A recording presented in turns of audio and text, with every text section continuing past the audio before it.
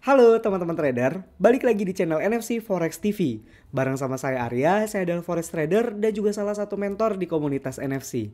Dan di dalam video ini saya mau menjawab pertanyaan yang sering banget ditanyain sama teman-teman di komunitas. Ini pertanyaannya terkait dengan modal atau terkait dengan balance. Kira-kira pertanyaannya kayak gini. Mas, dengan teknik unfill order, dengan teknik UFO yang selama ini komunitas NFC sharing sama kita, apakah dengan modal yang kecil, dengan balance yang kecil ini tetap efektif? Apakah tetap bekerja dengan baik di akun kita nanti? Jawabannya tetap bisa. Ada beberapa hal yang perlu teman-teman perhatikan secara ketat dalam tradingnya nanti agar teman-teman juga dapetin hasil yang maksimal juga, hasil yang efektif juga gitu ya. Jadi perlu ada perlakuan yang khusus ketika teman-teman menggunakan balance yang kecil. Dan ini juga tergantung dari goals teman-teman juga ke depannya nanti. Oke? Mungkin teman-teman yang nonton video ini punya pertanyaan yang sama ya. Teman-teman boleh nonton video ini sampai akhir biar tercerahkan, biar dapetin manfaat yang maksimal juga. Kita langsung bahas aja. Oke, yang pertama kita mau ngebahas dulu mengenai tentang unfill order. Mungkin teman-teman yang nonton video ini udah ada yang familiar dengan UFO itu apa. Mungkin ada juga yang baru pertama kali dengar, nggak familiar apa itu UFO, apa itu unfill order. Nah, buat teman-teman yang masih belum familiar, banyak banget video di channel ini, di NFC Forex TV, yang ngejelasin apa itu unfill order, gimana cara bekerjanya ya, apa market ini bekerja sebenarnya seperti apa sih, dan strategi unfill order ini cara kerjanya seperti apa. Teman-teman mungkin boleh nanti dikasih rekomendasi video di atas ini, teman-teman tinggal klik aja setelah nonton video ini gitu ya. Tapi secara singkatnya, unfill order ini terjadi ketika adanya imbalance atau ketidakseimbangan di dalam market. Adanya signifikan buyer, adanya signifikan UFO yang terjadi di dalam market tersebut. Ada order buyer gede-gedean, ada order seller gede-gedean yang akhirnya meninggalkan jejak dan menjadi area unfill order. Kira-kira gambarannya seperti itu untuk unfill order itu. Nah, selanjutnya kita coba masuk ke gimana Mas kalau misalnya pakai modal kecil menggunakan strategi unfill order. Apakah tetap works, apakah tetap efektif atau enggak? Jawabannya tetap bisa. Ada beberapa hal yang perlu teman-teman perhatikan ketika menggunakan balance yang kecil. Pertama, ketika membuat sebuah trading plan, kita kan sudah sama-sama tahu ini, kita harus punya titik stop loss, titik entry, dan juga titik take profitnya. Kenapa kita perlu ketiga ini? Ini untuk menghilangkan kebiasaan buruk asal biru close atau ABC.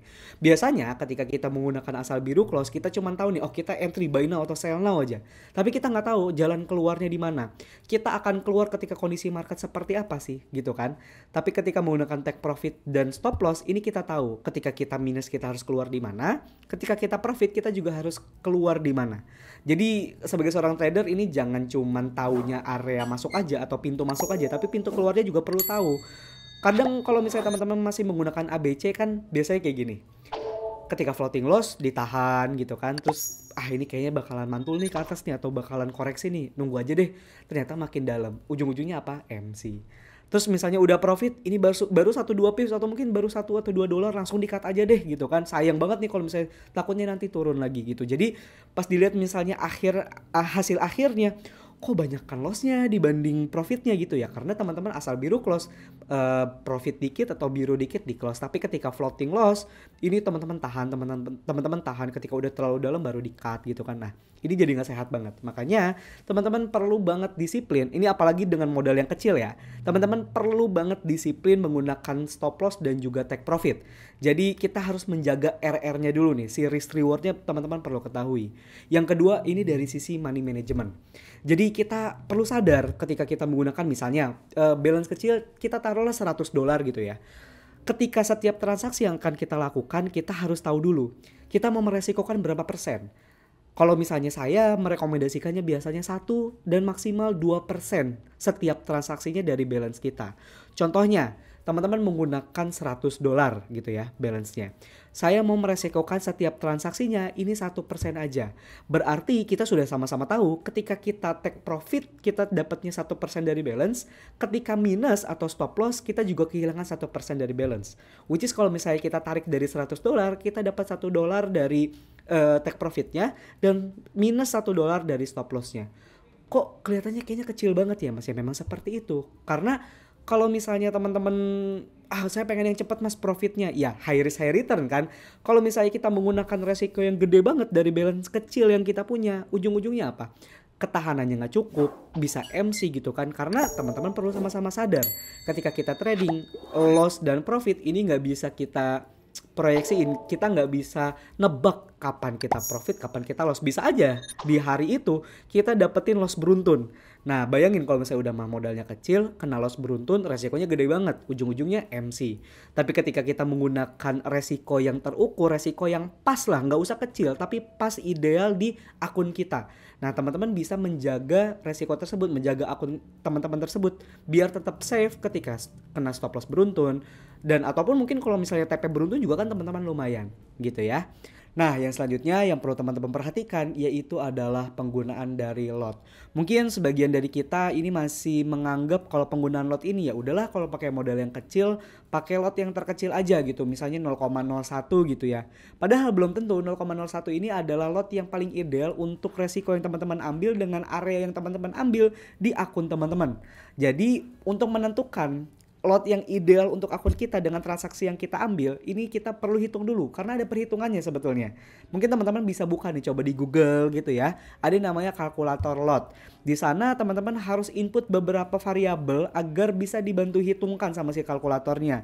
Pertama teman-teman perlu masukin lebar areanya berapa pips gitu kan. Misalnya saya ngambil di pair euro USD. Lebar area transaksi tersebut itu adalah 15 pips. Balance saya berapa? Oh misalnya balance saya $100 gitu ya. Terus misalnya saya mau resikonya berapa persen? Oh ternyata kita pengennya 2%. Terus nanti kita tinggal generate aja, nanti dia keluar nih hasilnya. Oh ternyata misalnya dari balance 100 dengan lebar area 15 pips dan kita pengen resiko 2%. Oh ternyata lot yang keluar bukan 0,01 tapi ternyata 0,02 misalnya. Nah itu kan ternyata oh ternyata 0,01 nggak ideal gitu kan. Yang ideal itu 0,02 untuk dapetin 2% dari balance yang kita mau gitu. Jadi lot ini nggak tebak-tebakan. Lot ini perlu bisa kita hitung secara manual, secara sendiri, secara mandiri gitu ya. Nggak tebak-tebakan, ya udahlah 0 pakai 0,1, ya udahlah pakai 0,02 gitu misalnya, enggak gitu. Atau mungkin teman-teman yang sudah lama tergabung di komunitas NFC, teman-teman juga pasti udah pernah gunain yang namanya Dwian Anggara Trading Assistant. Nah Dwian Anggara Trading Assistant ini tools yang ngebantu teman-teman untuk memanajemen lot secara otomatis. Jadi kita nggak perlu repot-repot balance kita harus masukin berapa, lebar areanya berapa pips, enggak. Di dalam tools tersebut teman-teman tinggal input aja. Pertama, teman-teman mau entry price-nya di angka berapa. Nah, terus kedua teman-teman mau stop loss-nya di angka berapa.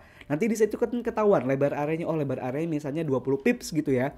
Kemudian teman-teman pengen ngambil TP-nya berapa? Oh, saya pengen ngambil take profit-nya 1 aja, TP1 gitu. Dan resikonya mau berapa persen?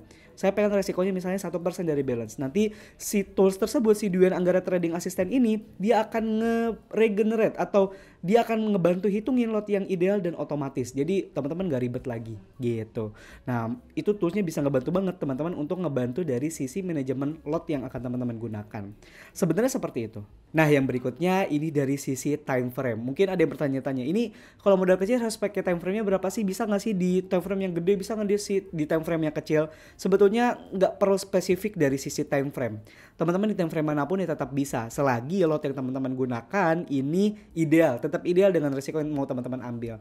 Tapi kalau saran dari saya, dengan balance-nya kecil, teman-teman boleh trading di H1, di M30 gitu, itu masih oke. Tapi ketika misalnya teman-teman mengambil di H4 ya sebetulnya boleh-boleh aja, cuman teman-teman perlu perhatikan sih marginnya. Teman-teman perlu perhatikan dari ketahanan pipsnya. Apakah, kan berarti contohnya gini kan, makin besar time frame-nya, ini candle-nya pun si isi pipsnya lah, bisa dibilang gitu. Isi pipsnya ini kan makin lebar gitu ya, lebar areanya juga makin lebar gitu kan. Nah kira-kira ketahanan akun teman-teman ini cukup apa enggak gitu. Jadi kalau saran dari saya, jangan ngambil area-area yang terlalu lebar di time frame yang gede misalnya gitu ya. Teman-teman cukup di H1 atau M30 gitu. Teman-teman bisa ngambil area-area yang tergambar di M30 ataupun di H1. Karena kalau misalnya kita udah masuk ke H4 atau mungkin bahkan ke D1 ya, ke daily gitu ya, ini areanya lebar banget, belum tentu akun kita cukup. Contoh aja, misalnya teman-teman ngambil area di H4, pengen risikonya 2% dengan lebar area misalnya 50 atau 60 pips gitu. Nah, ini dengan balance yang kita punya misalnya, ini nggak bisa, lotnya bakalan gede banget yang terjadi akhirnya gitu.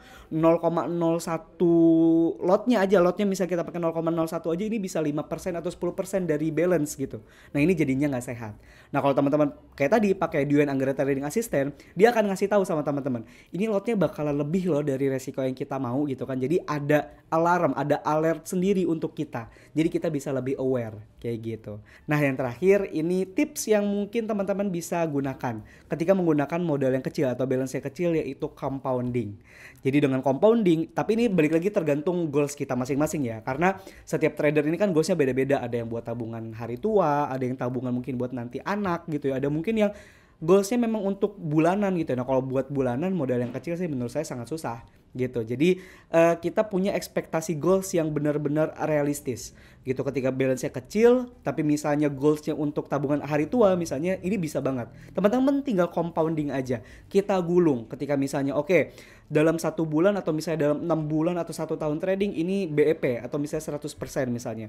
Berarti kan teman-teman nambah nih dari $100 jadi $200. Nanti dari $200 persentase si resiko kita kan akhirnya nanti nilainya naik. Yang awalnya 2% dari $100 ini $2, ini 2% dari $200 ya ini $4. Jadi naik terus digulung terus gitu.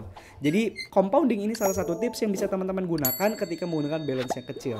Nanti lama-lama kegulung, lama-lama ke compounding, ini jadi gede, jadi balance yang gede dan teman-teman juga dapat return yang cukup oke juga. Gitu ya. Jadi buat teman-teman yang mungkin pengen pakai modal yang kecil atau gunakan modal yang kecil dengan teknik affiliate order ini, jawabannya tetap bisa. Jawabannya tetap bisa efektif. Ada beberapa hal aja yang perlu teman-teman perhatikan secara ketat. Pertama, dari penggunaan risk rewardnya, TPSL-nya ini harus disiplin banget.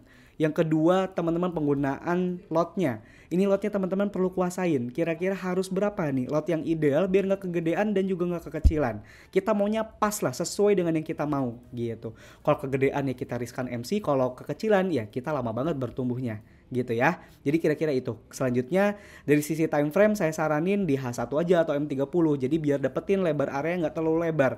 Jadi pas lah, nggak kesempitan, nggak kegedean gitu. Itu dari sisi time frame. Selanjutnya ya teman-teman bisa compounding. Ini compounding juga saya lakukan sendiri karena ya ada beberapa profile akun yang memang saya siapkan untuk jangka yang panjang banget. Jadi dengan balance yang kecil, modal yang kecil ini nggak jadi masalah untuk kedepannya gitu. Nah buat teman-teman yang nonton video ini gimana? Sudah tercerahkan atau mungkin masih ada yang dibingungin atau mungkin ada yang masih ditanyain? Teman-teman boleh coba sharing di kolom komentar di bawah. Dan pastiin untuk like video ini dan pastiin juga untuk share video ini ke teman-teman di luar sana yang mungkin membutuhkan. Sampai ketemu di video berikutnya. Bye-bye.